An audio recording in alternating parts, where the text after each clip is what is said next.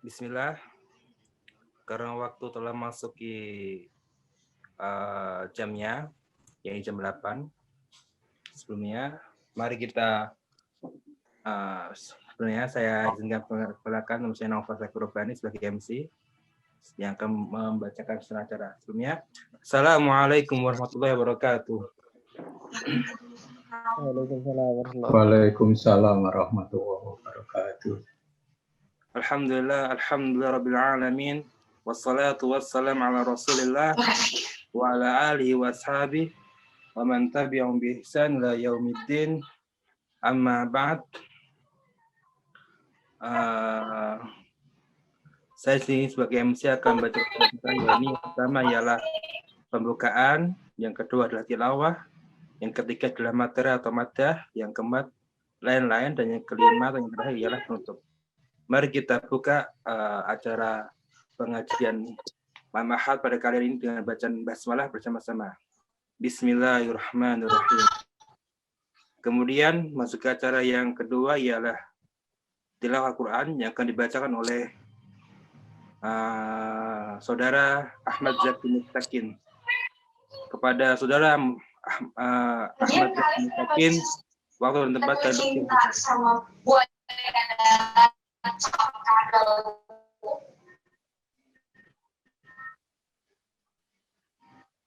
kami itu cantik. Yakin banget, dia bisa dapetin jauh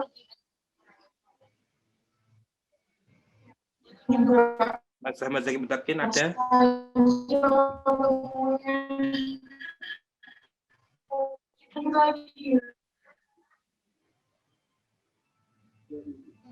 Kalau tidak ada, digantikan oleh Mas Haidar Fatur.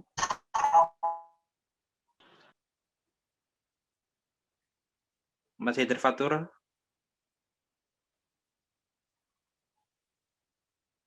Halo?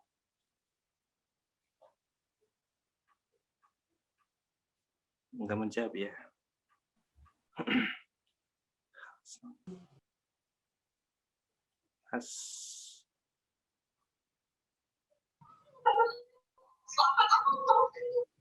Oke, karena nggak ada, yang menjaga dilakukan saya aja.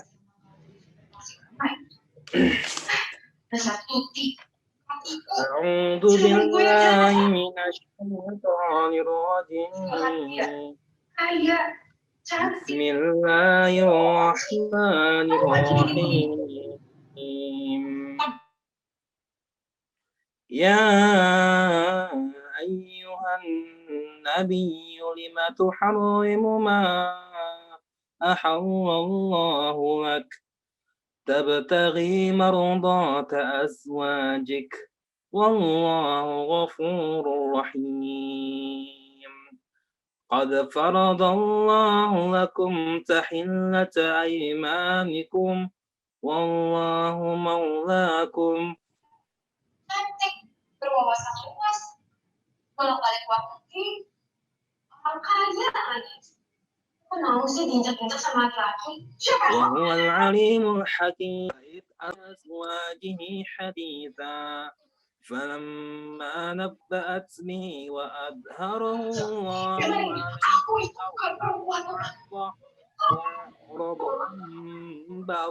فلما نبأها به قالت من أنبأك هذا قال نبأني العليم الخبير إن تتوبا إلى الله فقد صغت قلوبكما وإن تظاهرا عليه فإن الله هو مولاه وجبريل وصالح المؤمنين والملائكة بعد ذلك ظهير عسى ربه إن طلقكن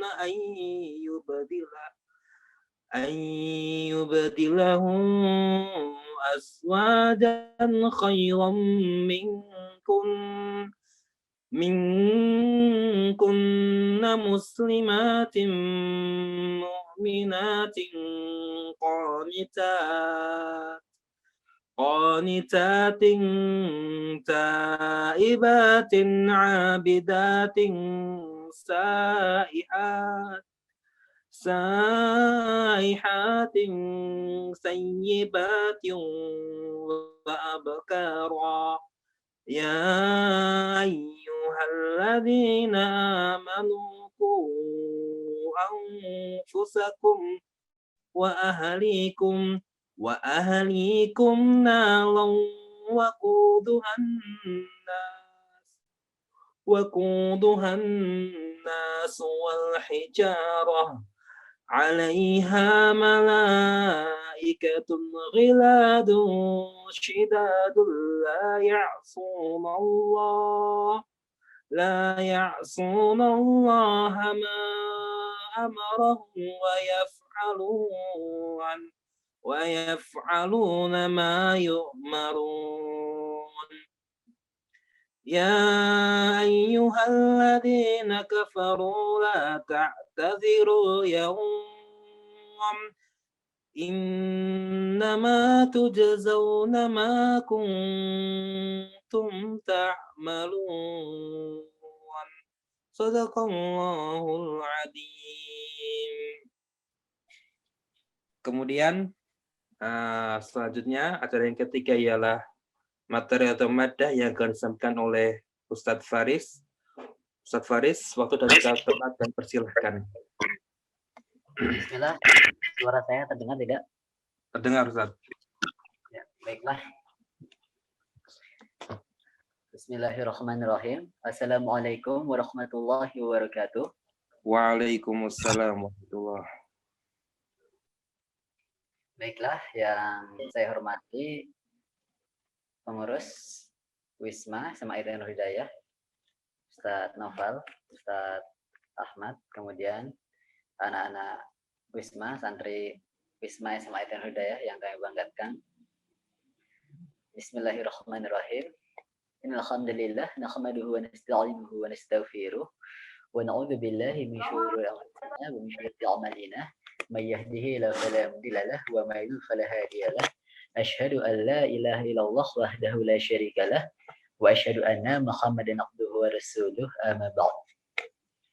Alhamdulillah, pada malam hari kali ini kita bisa berjumpa kembali dalam kajian Wisma malam Ahad. Semoga waktu, rahmat, taufik, dan hidayah yang masih Allah berikan kepada kita bisa kita manfaatkan dengan sebaik-baiknya untuk menuntut ilmu, dengan sebaik-baiknya untuk beramal, beribadah, melakukan aktivitas produktif lainnya gitu. Karena dunia ini adalah tempat kita mencari bekal untuk kita nantinya di akhirat gitu. Nah, semoga kita adalah orang-orang yang senantiasa bijaksana dalam menggunakan waktu kita yang telah Allah berikan. Kemudian juga semoga kita semua, walaupun kita tidak tahu ya kondisi masing-masing, tapi semoga kita dalam keadaan sehat walafiat itu. Jadi senantiasa menjaga protokol kesehatan ya, menjaga jarak, mencuci tangan, dan memakai masker ketika beraktivitas di kerumunan begitu. Kemudian salawat dan salam senantiasa kita kepada surga dan Nabi Muhammad SAW. Semoga kita termasuk orang-orang yang senantiasa melanjutkan, yang senantiasa bisa tetap berada di jalan dakwah gitu, yang senantiasa bisa bersalawat atas beliau, dan semoga kita kelak mendapatkan syafaat dari beliau, amin ya rabbal alamin. Baiklah, pada coba yang sudah siap bisa komentar dulu di chat ya, yang sudah siap di depan HP-nya bisa angka 1 begitu. Saya mau mengecek begitu. Coba komen angka 1 di komentarnya. Nah, tahun sudah muncul. Coba Silakan komen angka 1 untuk membuktikan kesiapan kalian begitu. Sudah siap apa belum? Atau HP masih tinggal?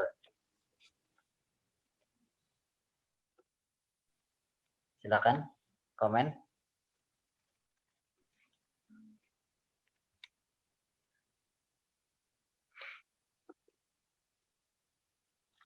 Ada 17, alhamdulillah.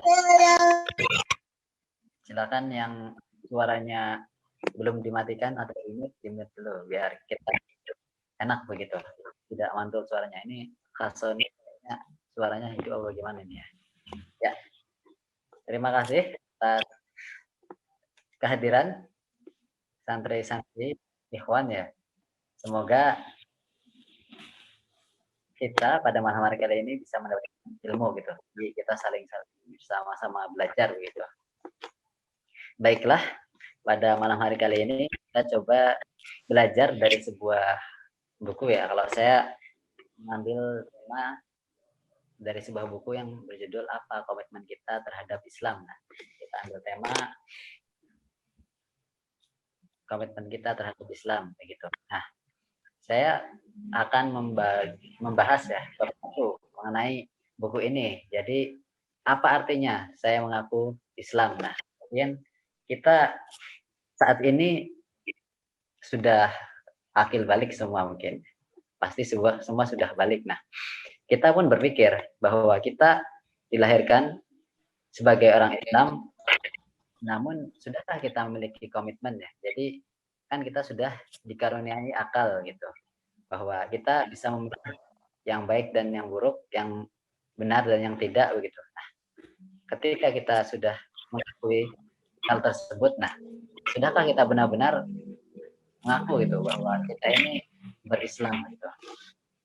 Nah, agar kita juga ada kita mengaku sebagai orang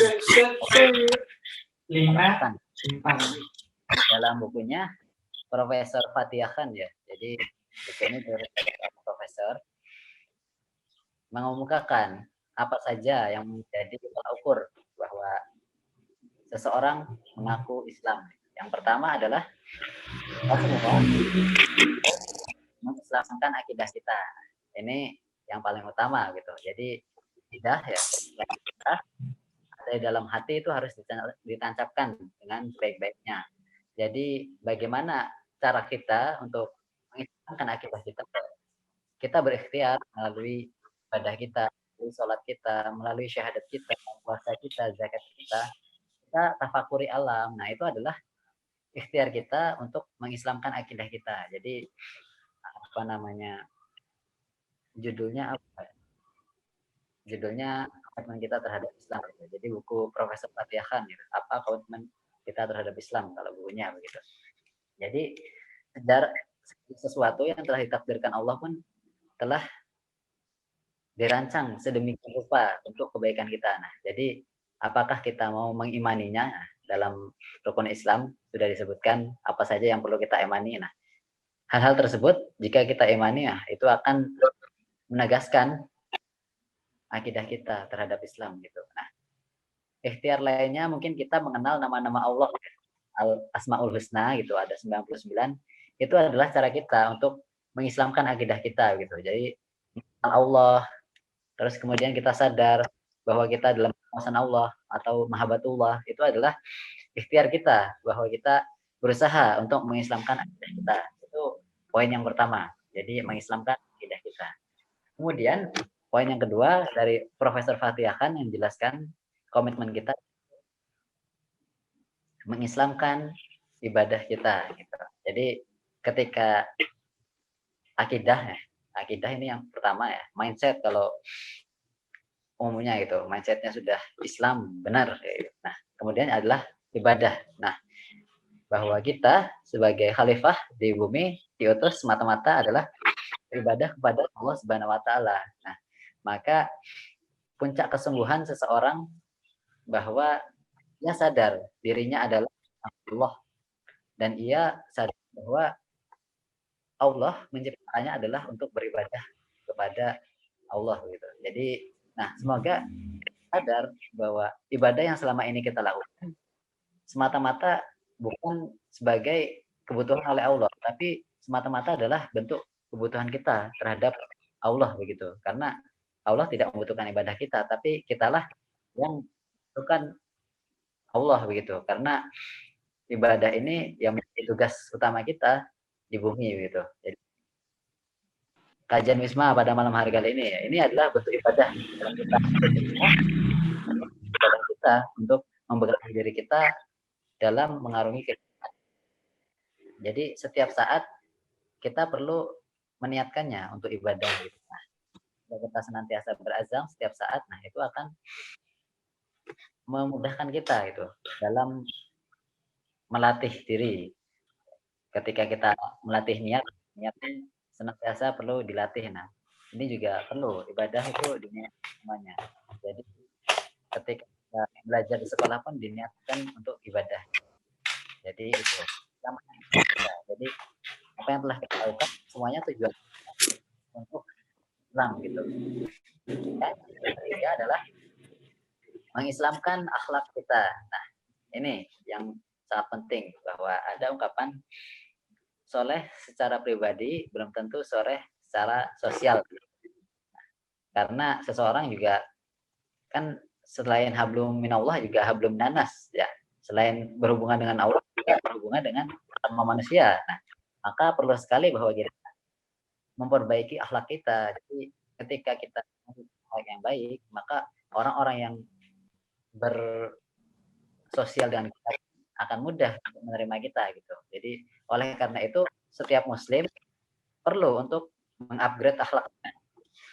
Nah, salah satu upgrade akhlak ya dalam kita sebagai penuntut ilmu santri ya, kita misalnya menghargai guru di sekolah gitu, menghargai guru tahfidz, pengampu tahfidz. Nah, itu adalah akhlak ya yang baik gitu. Jadi ketika tahfidz ya minimal hadir gitu. Jadi kalau tidak setor ya minimal hadir. Atau juga bisa misalnya mengajak temannya yang tidak pernah hadir diajak hadir. Nah, itu dijadikan sarana ibadah juga, karena ketika teman kalian yang kalian ajak setoran terus apa namanya dia membaca Al-Quran, kan kalian juga dapat pahala membaca Al-Quran dari dia kayak gitu.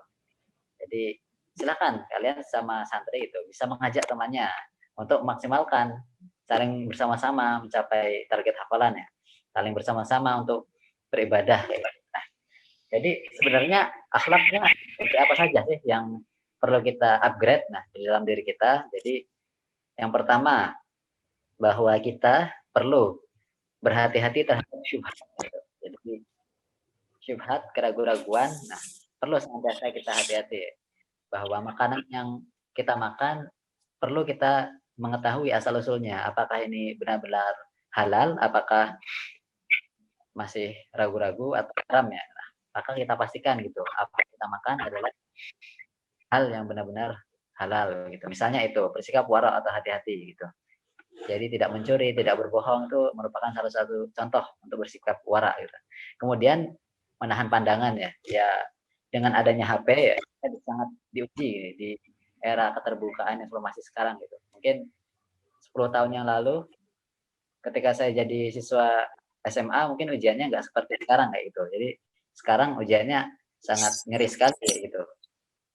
Kita bisa terlenakan, lupa tugas, lupa laporan, lupa belajar, lupa membantu orang tua, lupa sholat, itu ya kebanyakan ya karena HP gitu. Semoga kita bisa melatih diri untuk produktif bagaimana dengan HP kayak gitu. Jadi HP ini menjadi alat untuk meningkatkan produktivitas kita gitu.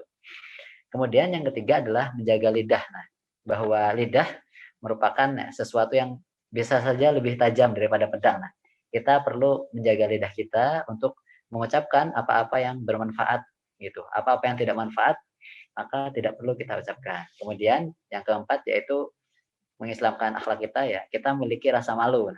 Malu jika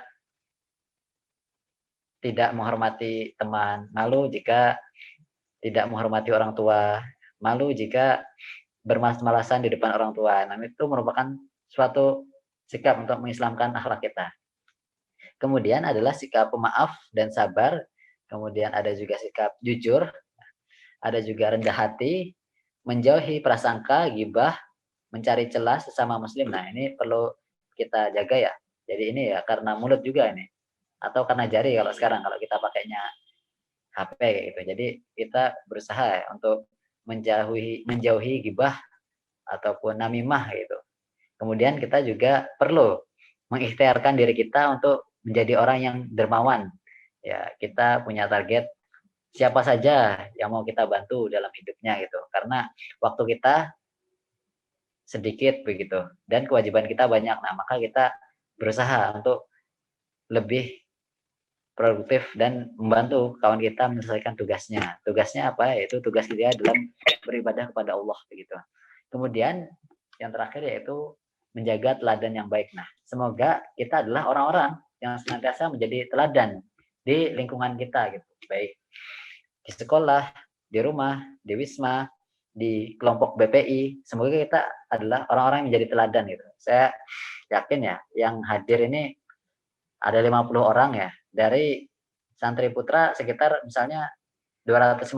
Nah, ini 1 dari 5 terbaik ya itu. Jadi ini pasti orang-orang teladan yang hadir pada malam hari kali ini ya. Walaupun malam minggu, ya, waktunya liburan, tapi mau hadir teladan banget kayak itu. Semoga kita tetap istiqomah gitu. Kemudian yang keempat, kita harus mengislamkan keluarga dan rumah tangga kita. Nah, maka ikhtiar orang tua kalian, yaitu ikhtiar yang jomblo-jomblo juga adalah menikah. Menikah dengan cara apa? Dengan cara yang berkah gitu. Dengan jalan tidak pacaran ya. Jadi kita langsung menikah ya.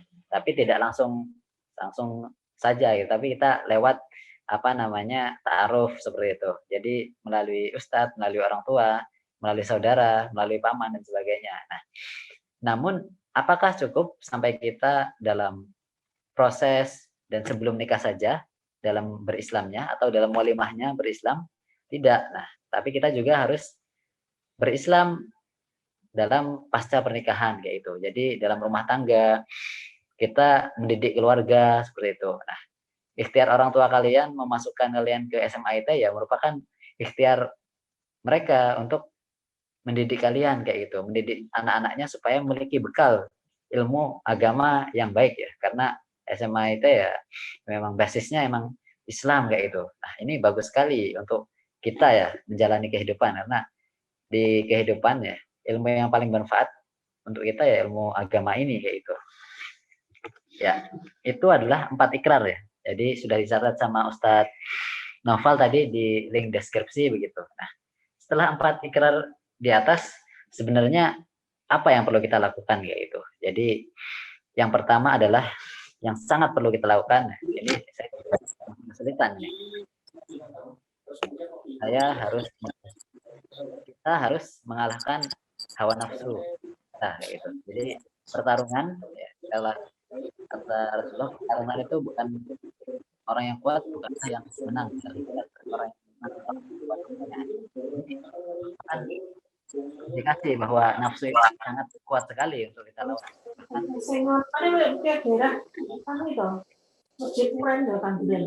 Mengalahkan hawa nafsu ada ya yang salah. Kemudian yang kedua adalah manusia yang bersungguh memerangi sampai.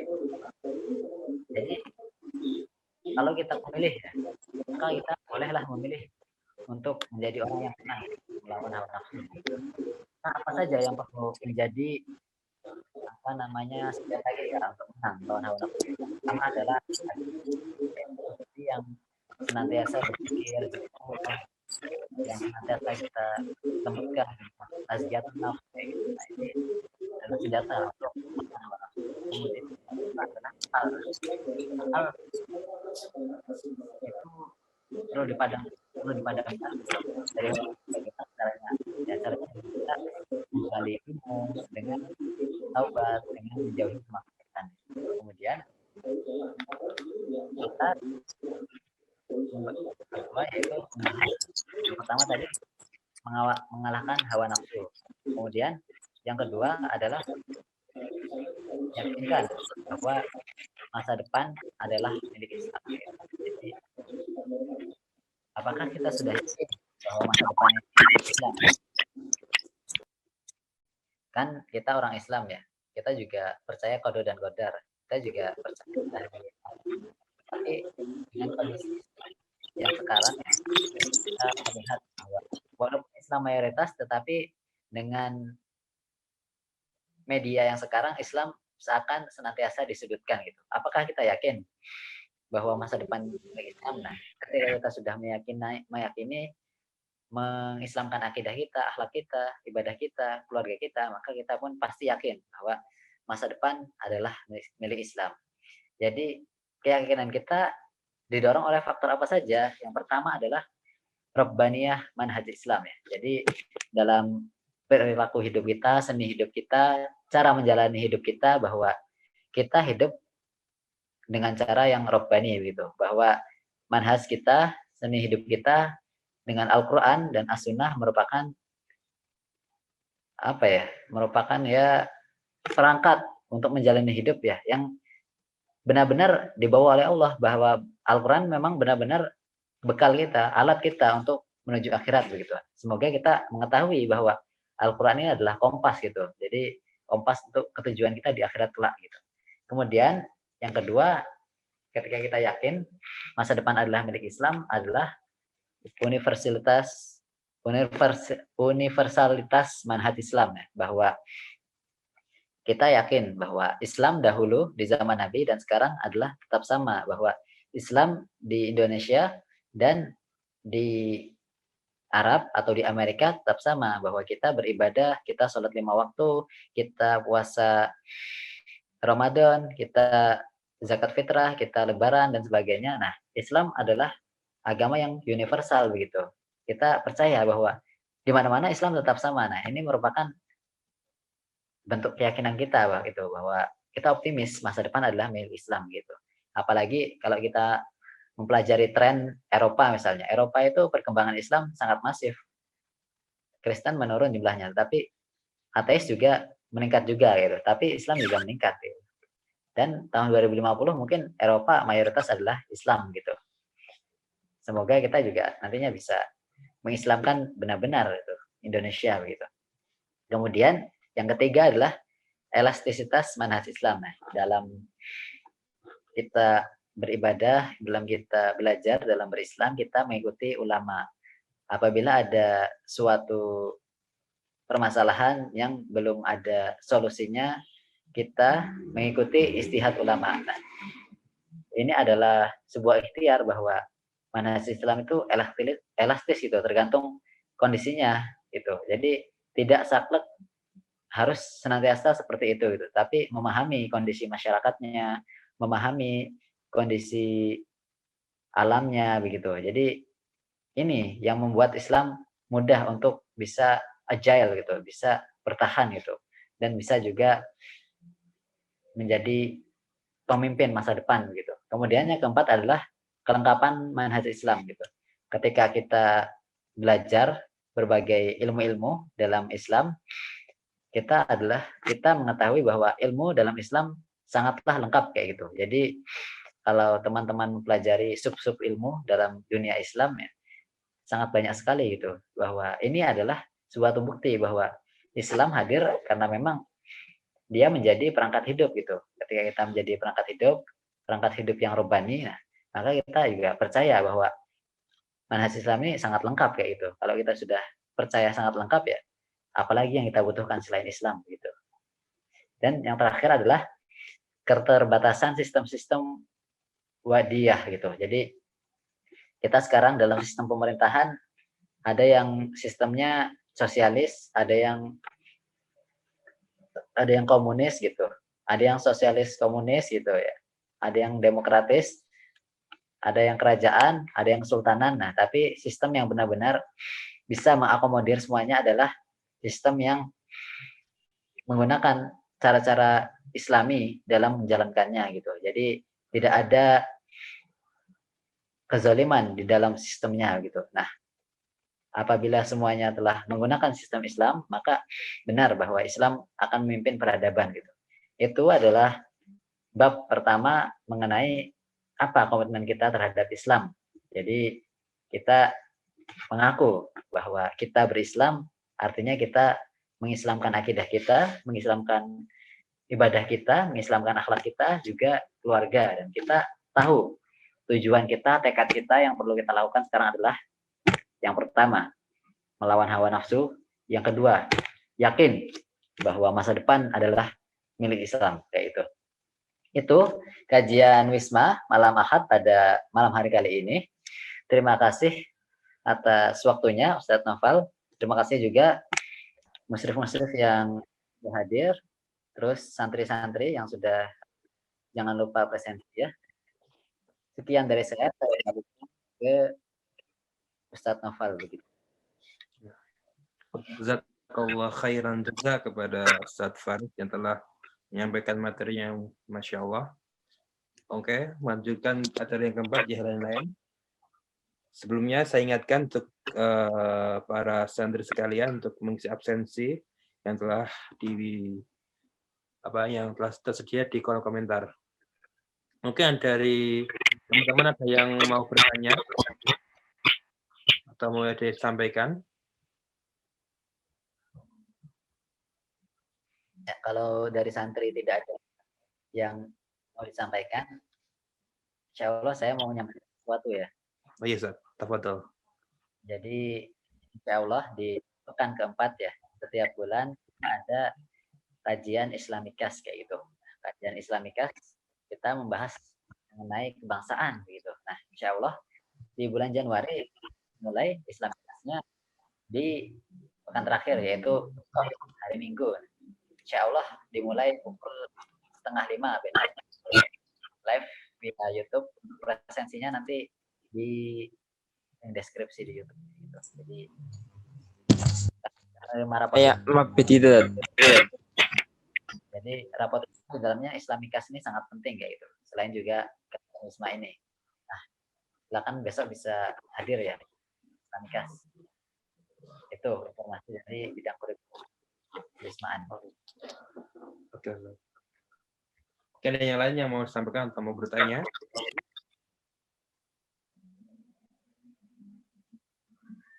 Cukup ya insya Allah. Oke.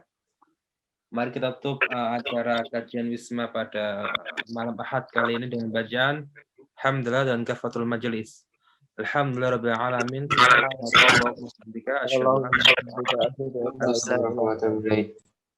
Akhirul kalam astaghfirukum. Wassalamualaikum warahmatullahi wabarakatuh. Waalaikumsalam warahmatullahi wabarakatuh.